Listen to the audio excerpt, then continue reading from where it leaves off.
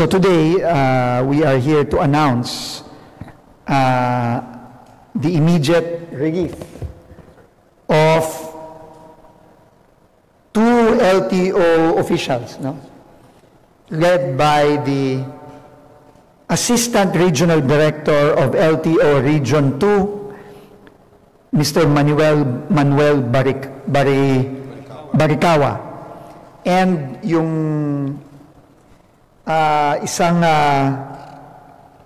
opisyal din ng Region 2, Charles Orsum. So silang dalawa po ay immediately relieved from duty.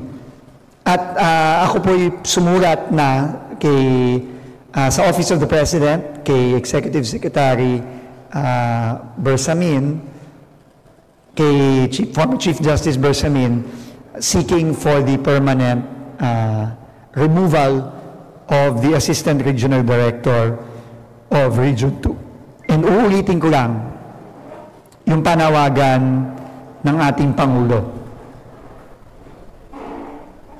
Paulit-ulit niyang sinasabi na kaming mga nasa gobyerno,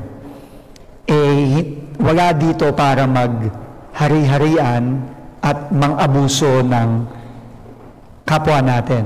At kung meron kahit na isang opisyal ng any agency under the DOTR na hindi sumunod sa utos ng Pangulo, pasensyahan na lang.